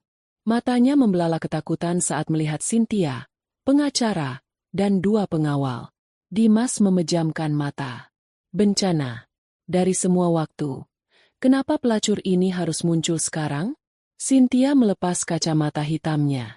Dia menatap Wulan. Lalu menatap Dimas. Wajahnya tanpa ekspresi. Lalu, sudut bibirnya terangkat sedikit. Sebuah senyum tipis yang mengerikan. Ah, bagus sekali, kata Cynthia. Suaranya tenang membelah udara sore. 2 pengkhianat di satu tempat. Kalian benar-benar menghemat waktu saya. Wulan gemetar. Chen, ini nggak seperti yang kamu pikirkan, Chen. Diam. Potong Cynthia. Suaranya tidak keras, tapi tajam menusuk. Wulan langsung terdiam. Air matanya membeku di pipi. Cynthia menatap Dimas. Kamu mau masuk? Kamu mau penjelasan? Dimas mengangguk kaku. Cynthia memberi isyarat pada salah satu pengawal, yang kemudian memasukkan kode dan memindai jarinya. Gerbang besar itu terbuka dengan mulus. Tapi ada aturan. Lanjut Cynthia sambil melangkah masuk ke halaman rumahnya. Kalian berdua, hanya sampai teras. Jangan berani menginjak lantai marmer di dalam rumah saya dengan kaki kotor kalian. Dimas dan Wulan, seperti 2 pesakitan, mengikuti dari belakang. Mereka berhenti di teras mewah. Cynthia duduk dengan tenang di salah satu kursi rotan mahal. Pak Haris berdiri di sampingnya. 2 pengawal berjaga di pintu masuk utama, menghalangi akses ke dalam rumah. Cynthia, jelasin. Desak Dimas, mencoba terdengar berwibawa, meski gagal total. Gugat cerai apa? Hanya karena aku marah soal mobil? Kamu kekanakan. Wulan mencoba taktik lain. Dia mulai menangis lagi. Chen, maafin kita. Kalau ini soal aku sama Mas Dimas, kita hilaf. Chen, kita saling cinta. Cynthia tertawa. Tawa yang kering dan menghina. Cinta? Kamu yakin itu cinta, Wulan? Atau itu uang saya yang kalian cintai? Cynthia memberi isyarat pada Pak Haris. Pengacara itu membuka koper kulitnya. Baiklah, mari kita percepat, kata Pak Haris. Ibu Cynthia telah mendaftarkan gugatan cerai talak hari ini. Alasannya, perzinahan, penipuan, dan penelantaran. Itu fitnah. Teriak Dimas. Kamu nggak punya bukti. Chen, itu cuma tuduhan. Cynthia tersenyum lagi. Dia mengambil sebuah map tebal berwarna merah dari koper Pak Haris. Dia tidak memberikannya. Dia melemparkannya ke atas meja kaca di antara mereka. Isi map itu berhamburan. Foto. Puluhan foto. Dimas dan Wulan pucat pasi. Mereka melihat foto-foto yang diambil oleh detektif swasta. Foto mobil di master parkir di gang kos Wulan berhari-hari. Foto mereka masuk ke kamar kos. Foto mereka berciuman di parkiran supermarket murah. Lalu ada lembaran lain. Itu, kata Cynthia, menunjuk selembar kertas, adalah rincian bank. Transfer dari rekening saya ke rekening kamu, Dimas. Dan di hari yang sama, transfer dari kamu ke rekening Wulan. Totalnya 50 juta. Modal. Proyek nikel Singapura. Kamu, kan? Atau itu yang kalian pakai untuk renovasi kamar mandi dan beli motor baru? Wulan gemetar hebat. Dia tahu uang itu. Dimas terdiam. Dan ini. Cynthia mengambil selembar kertas lagi. Ini surat pemecatan Wulandari dari PT Jaya Maritim. Alasan. Penggelapan dana dan fraud. Aku sudah bicara dengan Pak Hendra. Dia titip salam. Dia bilang terima kasih sudah membantunya membersihkan kantornya dari pencuri kecil sepertimu. Wulan. Wulan terhuyung. Dia baru sadar. Pemecatannya bukan kebetulan. Itu semua ulah Cynthia. Kamu yang jebak aku. Pekik Wulan. Aku tidak menjebakmu, balas Cynthia dingin. Aku hanya menyalakan lampu di ruangan tempat kamu mencuri. Kamu yang menjebak dirimu sendiri. Dimas akhirnya menemukan suaranya. Tapi bukan suara marah. Suara putus asa. Oke.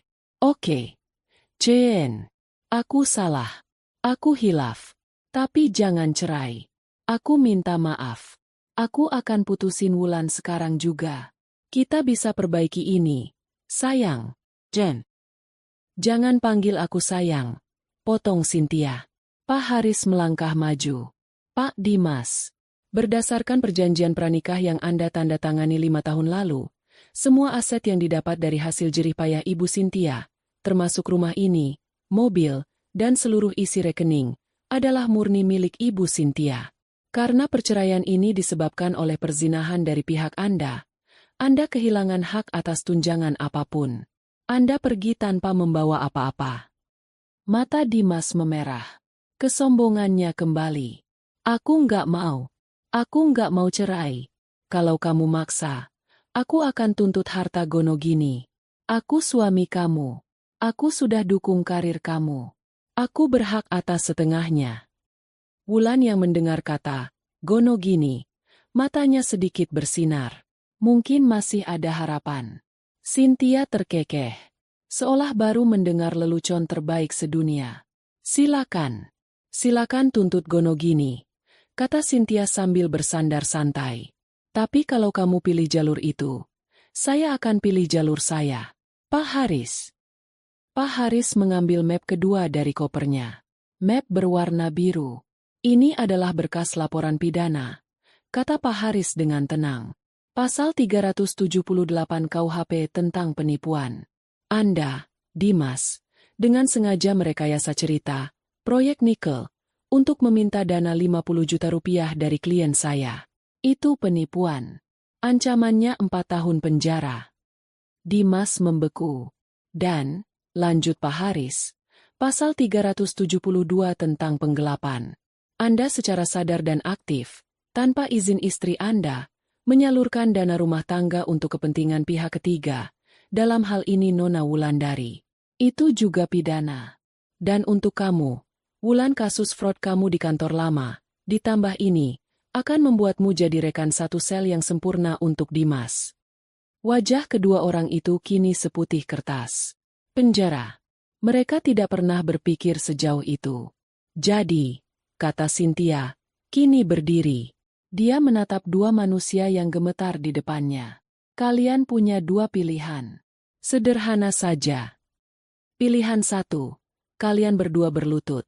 Minta maaf padaku. Tidak usah. Lupakan bagian minta maaf. Pilihan satu. Dimas, kamu tanda tangani surat pernyataan cerai ini. Akui perzinahanmu. Kamu dan selingkuhanmu ini. Pergi dari sini. Saya tidak akan menuntut kalian secara pidana. Kalian bebas pergi sebagai gelandangan. Pilihan dua. Kalian menolak. Kita bertemu di pengadilan perdata untuk Gonogini. Dan di saat yang sama, kita bertemu di pengadilan pidana. Saya akan pastikan kalian berdua membusuk di penjara. Cynthia mengambil surat cerai dan sebuah pulpen dari Pak Haris. Dia meletakkannya di meja. Pilih. Tidak ada pilihan. Itu adalah eksekusi. Dimas menatap Wulan. Mata Wulan penuh ketakutan. Dia menggelengkan kepala, memohon Dimas untuk menandatanganinya. Penjara lebih menakutkan daripada kemiskinan. Dengan tangan yang lebih berat dari baja, Dimas Aditya mengambil pulpen itu. Kebencian memenuhi matanya saat dia menatap Cynthia. Tapi ketakutan lebih mendominasi. Dia menandatangani surat itu. Mengakui segalanya. Melepaskan segalanya. Bagus, kata Cynthia. Dia mengambil kembali surat itu. Salah satu pengawal maju ke depan, membawa sebuah boks kardus kecil. Pengawal itu menjatuhkannya di kaki Dimas. Itu beberapa pakaian dalammu yang murah, sikat gigi, dan deodoran. Sisa barang-barang bermerekmu yang ada di dalam rumah akan saya sumbangkan ke panti asuhan atas namamu. Anggap saja amal terakhirmu, kata Cynthia. Sekarang, lanjutnya, suaranya sedingin es, keluar dari rumah saya. Dua pengawal itu bergerak maju, tidak menyentuh, tapi menggiring mereka dengan aura mengancam. Dimas mengambil boks kardus itu dengan tangan gemetar. Dia dan Wulan berjalan mundur, keluar dari gerbang neraka sekaligus surga yang baru saja hilang dari mereka. Begitu mereka berdua berada di luar aspal jalanan komplek, gerbang besi tempa yang mewah itu tertutup di belakang mereka dengan suara dentuman pelan. Mereka resmi terusir. Dimas dan Wulan berdiri di jalanan aspal yang mulai mendingin. Lampu jalan komplek yang mewah baru saja menyala, menerangi dua sosok menyedihkan itu. Dimas memegang boks kardus berisi pakaian dalamnya. Wulan hanya membawa tas tangan kecil berisi ponsel dan dompet yang nyaris kosong. Hening. Suara jangkrik dari taman-taman rumah mewah di sekitar mereka terdengar seperti ejekan. Jadi, gimana sekarang? Bisik Wulan. Suaranya serak karena menangis. Dimas tidak menjawab. Dia menatap gerbang yang tertutup itu dengan tatapan kosong. Otaknya masih belum bisa menerima kenyataan bahwa dia, Dimas Aditya, sosialita dan suami dari Cynthia, kini benar-benar tidak punya apa-apa. Mas, bentak Wulan, kesabarannya habis. Aku ngomong sama kamu. Aku diusir dari kos. Kita mau tidur di mana? Bentakan itu menyadarkan Dimas. Tapi yang muncul bukan solusi. Yang muncul adalah kemarahan yang butuh pelampiasan.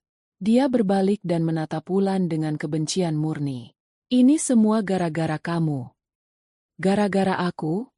Pekik Wulan tidak percaya. Iya. Kalau aja kamu nggak ceroboh ketahuan korupsi di kantor, kita masih punya waktu. Kalau aja kamu nggak nuntut uang terus, aku nggak perlu panik. Kamu yang bikin Cynthia curiga. Teriak Dimas. Aku. Kamu yang dari awal bohongin aku. Balas Wulan. Tidak mau kalah.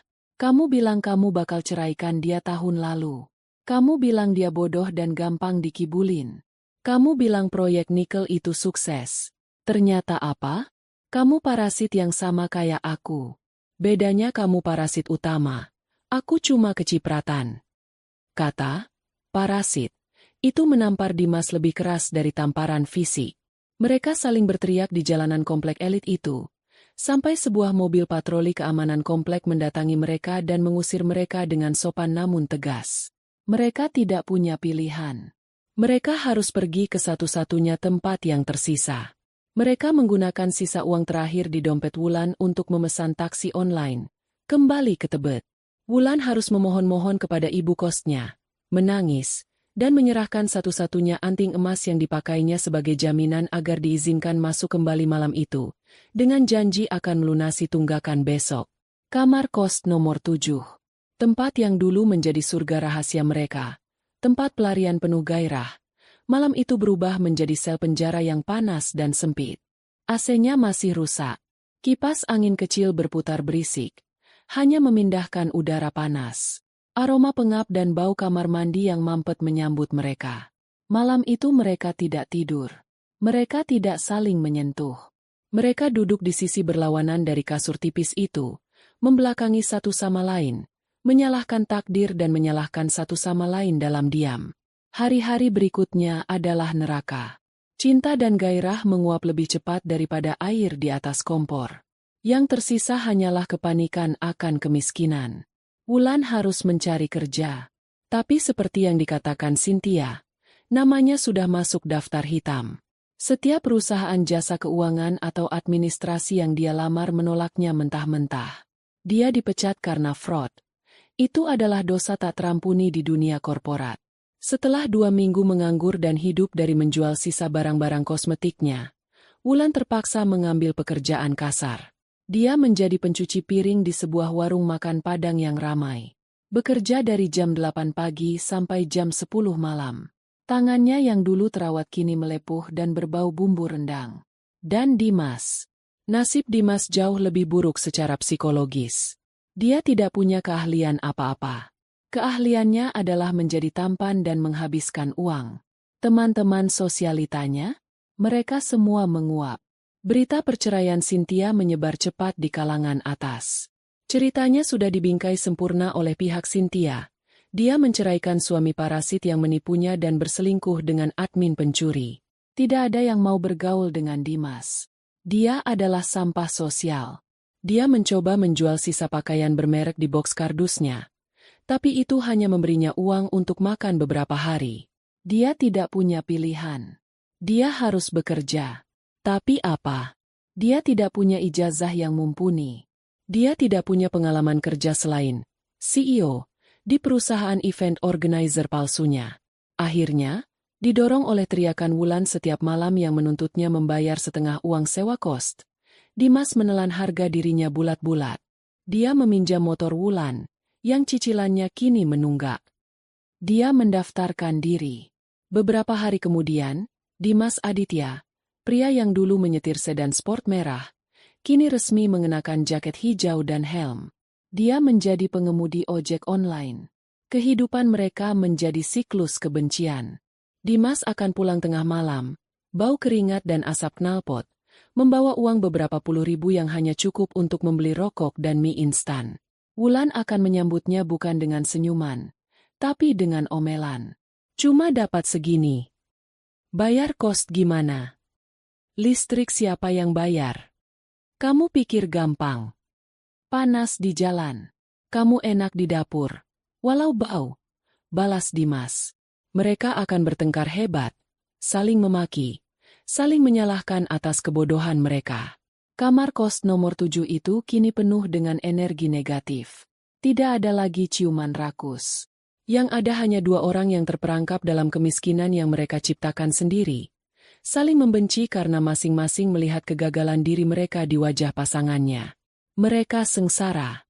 Mereka menderita. Persis seperti yang direncanakan Cynthia.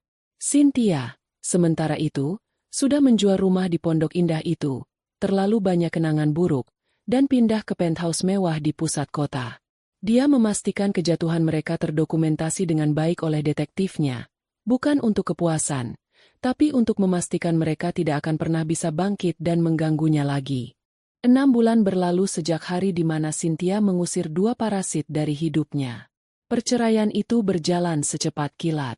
Dengan bukti foto perzinahan yang tak terbantahkan dan surat pengakuan bertanda tangan yang didapat Pak Haris di teras rumah hari itu, hakim mengetuk palu tanpa keraguan.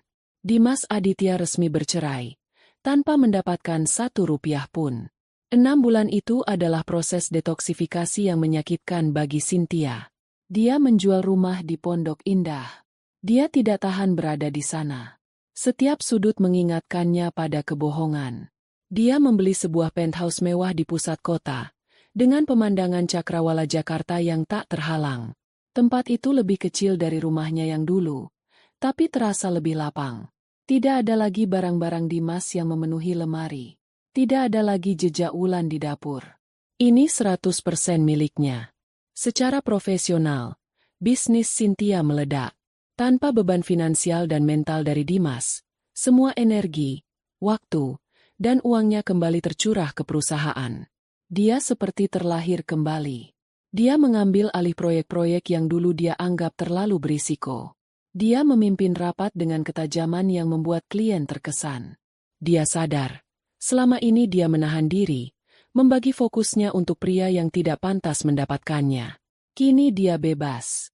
Tapi secara pribadi, dia hancur. Pengkhianatan ganda itu, dari suami dan sahabat terbaik, meninggalkan luka yang dalam.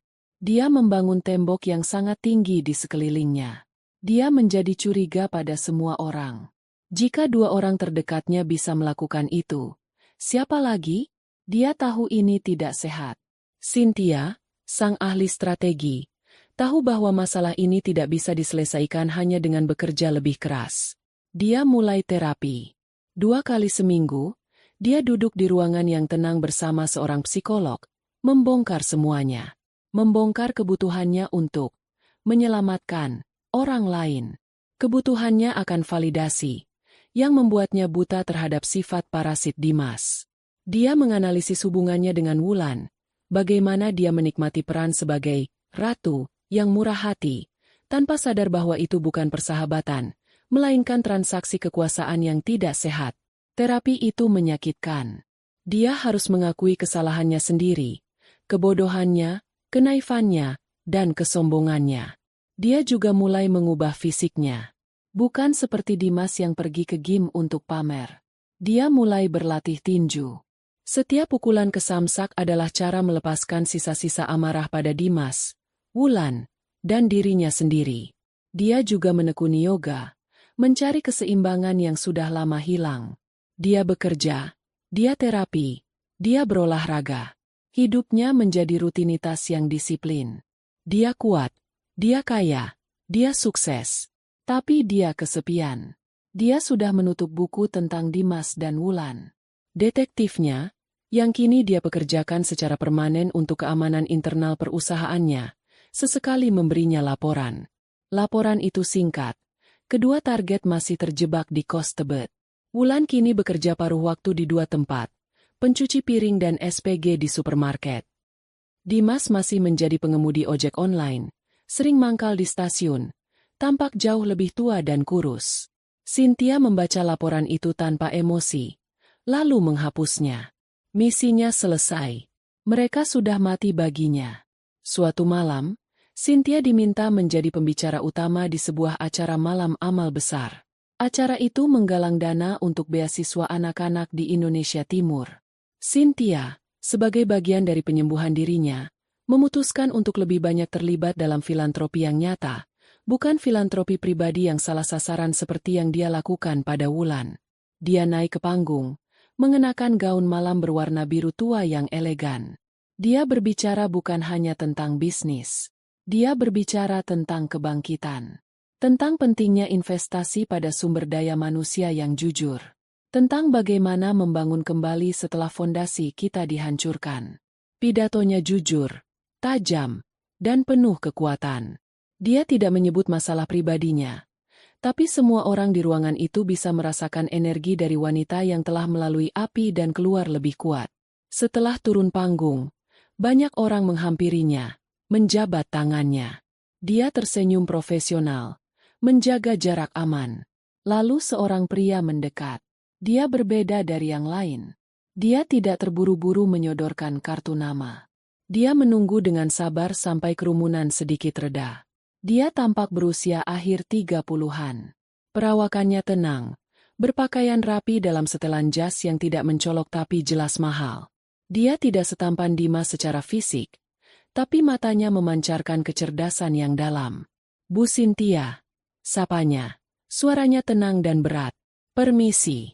Saya Hardian. Cynthia menjabat tangannya. Jabatannya erat dan mantap. Cynthia, terima kasih sudah hadir. Saya harus berterima kasih, kata Hardian. Pidato Anda tadi sangat beresonansi. Terutama bagian tentang efisiensi filantropi. Seringkali orang memberi karena rasa bersalah, bukan karena strategi. Anda jelas berbeda. Cynthia sedikit terkejut. Pria ini tidak memuji gaunnya. Dia tidak memuji kecantikannya. Dia memuji model strategi filantropinya. Anda di bidang apa? Pak Hardian, tanya Cynthia, sedikit tertarik. Saya arsitek. Saya punya firma desain dan konstruksi. Kami banyak mengerjakan proyek bangunan hijau dan infrastruktur sosial. Dua pikiran tajam bertemu. Mereka mulai berbicara. Bukan basa-basi. Mereka berbicara tentang rantai pasok material ramah lingkungan. Tentang tantangan membangun sekolah di daerah terpencil. Cynthia mendapati dirinya tenggelam dalam percakapan. Pria ini tahu apa yang dia bicarakan. Dia tidak sedang pamer. Dia sedang berbagi data. Tidak ada rayuan dalam suaranya. Hanya rasa hormat profesional. Setelah 10 menit, Hardian melihat jam tangannya. Saya menahan Anda terlalu lama. Saya tahu Anda sibuk. Tapi saya punya satu proposal, jika Anda berkenan. Cynthia mengangkat alis. Saya juga menjalankan program mentorship kecil-kecilan untuk lulusan arsitek muda dari daerah. Saya dengar Anda juga aktif di program serupa untuk pengusaha wanita. Mungkin kita bisa sinergikan sesuatu. Data Anda soal logistik bisa sangat membantu kami. Dia menyodorkan kartu namanya. Sederhana. Hanya nama, gelar, dan nomor telepon. Pikirkan saja, katanya sambil tersenyum tipis. Saya tidak akan tersinggung jika Anda menolak. Selamat malam, Bu Cynthia. Dia mengangguk sopan, lalu berbalik dan pergi. Cynthia berdiri di sana sejenak, menatap punggung pria itu. Dia bingung. Ini adalah interaksi terbersih yang pernah dia alami dengan pria dalam waktu yang sangat lama. Hardian tidak meminta apa-apa darinya. Dia tidak mencoba menjual apapun padanya. Dia menawarkan pertukaran ide yang setara. Untuk pertama kalinya dalam setahun, tembok es di sekitar Cynthia retak sedikit. Dia merasakan secercah rasa ingin tahu. Dia menyimpan kartu nama itu dengan hati-hati di dalam tasnya. Bukan di tempat kartu nama bisnis biasa, tapi di sakunya sendiri. Hubungan Cynthia dan Hardian tidak dimulai dengan ledakan kembang api. Itu dimulai dengan email. Seminggu setelah acara amal, Cynthia mengirim email singkat kepada Hardian, mengatakan dia tertarik mendengar lebih banyak tentang program mentorshipnya. Mereka setuju untuk bertemu. Pertemuan pertama mereka adalah rapat kerja pukul 10 pagi di kantor Cynthia, lengkap dengan asisten Cynthia yang membuat notulen. Mereka membahas sinergi program mereka selama tepat 1 jam. Hardian datang dengan persiapan matang, membawa data dan proyeksi. Cynthia terkesan. Pertemuan itu berlanjut ke pertemuan kedua. Makan siang bisnis. Kali ini hanya berdua. Mereka masih berbicara tentang pekerjaan. Tapi perlahan, topik itu melebar. Dari strategi bisnis, ke buku yang mereka baca, lalu ke filosofi hidup. Cynthia menemukan bahwa Hardian adalah pria yang sudah selesai dengan dirinya sendiri. Dia sukses atas usahanya sendiri, berasal dari keluarga sederhana, dan sangat menghargai integritas. Dia pendengar yang baik. Tidak seperti Dimas yang selalu menuntut untuk didengar dan dipuji. Hardian mendengarkan Cynthia. Dia mengajukan pertanyaan tentang visinya, tentang tantangan di industrinya. Mereka mulai bertemu di luar konteks pekerjaan. Awalnya dengan kedok profesional. Hardian mengundangnya mengunjungi salah satu lokasi proyek bangunan sekolah yang sedang dia kerjakan di pinggir kota. Cynthia datang. Dia melihat bagaimana Hardian berbicara dengan para tukang, bagaimana dia memeriksa kualitas material. Dia melihat rasa hormat yang diberikan anak buah Hardian padanya. Ini adalah pria yang membangun, bukan mengambil. Mereka mulai makan malam, lalu nonton film, lalu berjalan-jalan di akhir pekan. Semuanya berjalan sangat lambat. Cynthia sangat menjaga jarak. Dia takut. Dia takut dia akan salah menilai orang lagi. Suatu malam, setelah makan malam yang sangat menyenangkan, mereka duduk di mobil di depan lobi penthouse Cynthia. "Kamu tahu, Cynthia," kata Hardian pelan, menatap lurus ke depan. "Aku sangat menikmati waktu kita. Tapi aku merasa kamu masih menahan sesuatu." Cynthia menelan ludah. "Ini saatnya. Saya baru saja melewati perceraian yang sangat buruk setahun lalu, Hardian," kata Cynthia pelan, suaranya sedikit bergetar. Saya tidak diceraikan. Saya yang menggugat. Suami saya menipu saya. Dia tidak bekerja, hidup sepenuhnya dari saya. Dan dia berselingkuh di belakang saya dengan sahabat terbaik saya sendiri. Orang yang juga saya bantu secara finansial. Dia menceritakannya. Ringkas. Tapi intinya kena. Dia harus melihat reaksi pria ini. Hardian diam sejenak. Mencerna informasi itu. Dia tidak terlihat kaget. Dia hanya terlihat berpikir. Lalu dia menoleh. Menatap Cynthia tepat di mata. Tatapannya lembut. Tapi tegas. Terima kasih sudah percaya padaku untuk cerita itu. Katanya. Mereka orang-orang bodoh. Mereka tidak pantas mendapatkan apapun darimu. Dia berhenti sejenak. Lalu melanjutkan. Kamu wanita terkuat yang pernah aku temui. Cynthia. Kamu membangun kerajaanmu sendiri. Kamu berhak mendapatkan partner yang bisa membangun kerajaan itu bersamamu, bukan parasit yang hidup di dalamnya. Kamu berhak setara. Cynthia merasa matanya panas. Air mata yang sudah lama kering kini menggenang. Bukan air mata sakit hati. Itu air mata kelegaan. Hardian tidak menganggapnya sebagai korban yang rusak. Dia tidak menganggapnya sebagai mesin ATM yang bisa dimanfaatkan. Dia menganggapnya setara. Malam itu, Cynthia mengundangnya naik untuk minum kopi. Tembok itu akhirnya runtuh. 1 tahun kemudian, Cynthia menikah lagi. Pernikahannya sangat berbeda dari yang pertama. Tidak ada pesta besar dan mewah di Hotel Bintang 5 untuk ratusan tamu palsu. Pernikahan Cynthia dan Hardian dilangsungkan di sebuah villa pribadi di Bali, menghadap ke laut, saat matahari terbenam. Tamu yang hadir kurang dari 30 orang. Hanya keluarga inti dan sahabat sejati yang sudah teruji oleh waktu. Cynthia mengenakan gaun sederhana yang sangat elegan. Hardian mengenakan setelan linen yang santai. Mereka mengucapkan janji mereka sendiri. Saat Hardian menyelipkan cincin di jarinya, Cynthia menatap pria di hadapannya. Pria yang tenang, stabil, kuat, dan yang terpenting, tulus. Pria yang mencintainya bukan karena apa yang bisa dia berikan, tapi karena siapa dia.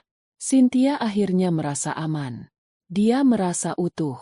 Seminggu setelah bulan madu mereka yang tenang, Cynthia dan Hardian sedang menikmati sore di sebuah kafe di Jakarta. Mereka baru saja kembali beraktivitas. Mereka sedang mendiskusikan rencana liburan akhir tahun mereka sambil tertawa. Di seberang jalan, sebuah sepeda motor ojek online berhenti mendadak. Pengemudinya nyaris menabrak trotoar. Pengemudi itu membuka helmnya untuk mengelap keringat. Wajahnya kotor oleh asap, kurus, dan tampak jauh lebih tua dari usianya. Matanya cekung. Itu Dimas. Dia baru saja menurunkan penumpang dan sedang mengecek aplikasi di ponselnya yang retak. Dari gang di sebelah kafe tempat Cynthia duduk, seorang wanita keluar membawa kantong sampah hitam besar yang bocor. Wanita itu mengenakan seragam warung makan yang kotor dan berminyak. Rambutnya lepek dan diikat asal-asalan. Dia tampak kuyu dan marah. Itu Wulan. Dia bekerja sebagai pencuci piring di dapur kafe itu. Wulan melihat Dimas yang mangkal di seberang. Dia berteriak. Suaranya melengking dan kasar. "Weh, bengong aja. Bensin udah dibeli belum? Anak kos di sebelah udah nagih bayar wifi patungan. Kamu tuh kerja yang bener napa?" Dimas berbalik. Balas membentak Wulan. "Diam kamu. Ini lagi narik. Panas ini. Bawel banget." Di tengah pertengkaran rendahan mereka di pinggir jalan yang berdebu, mata Dimas secara tidak sengaja terangkat. Dia menyeberang jalan. Dia melihat Cynthia. Dia melihatnya duduk di kafe mahal. Dia melihatnya tertawa. Dia melihat kulitnya yang bersinar, pakaiannya yang mahal, dan auranya yang tenang. Dan dia melihat pria di sampingnya. Pria yang tampak berwibawa, yang sedang menggenggam tangan Cynthia dengan mesra. Mata mereka bertemu selama sepersekian detik. Wajah Dimas berubah dari marah, menjadi kaget, lalu menjadi campuran antara malu, iri, dan kebencian yang mendalam. Dia melihat segala sesuatu yang telah dia buang. Dia melihat surga yang telah dia tukar dengan neraka sempit di kamar kos. Cynthia melihatnya. Dia melihat Dimas. Lalu dia melihat Wulan yang sedang mengomel. Dia tidak merasakan apa-apa. Tidak ada dendam. Tidak ada kepuasan. Tidak ada kemarahan. Hanya kehampaan. Mereka hanyalah dua orang asing yang kebetulan dia kenali di kehidupan yang lalu. Wulan berteriak lagi pada Dimas. Menyuruhnya cepat pergi cari orderan. Dimas tidak tahan dengan tatapan Cynthia. Buru-buru menyalakan motornya dan melesat pergi. Menghilang di telan kemacetan Jakarta. Hardian menyadari Cynthia sedang melamun. Dia mengikuti arah pandang istrinya. Ada apa, sayang? Tanya Hardian lembut. Cynthia berbalik dari jalanan yang berisik itu. Kembali menatap wajah suaminya. Dia tersenyum. Senyum yang tulus dan penuh kebahagiaan. Nggak ada apa-apa. Jawabnya. Cuma lihat macet. Yuk, kita pulang. Dia menggenggam tangan Hardian. Dan untuk pertama kalinya dalam hidupnya, dia benar-benar merasa pulang ke rumah.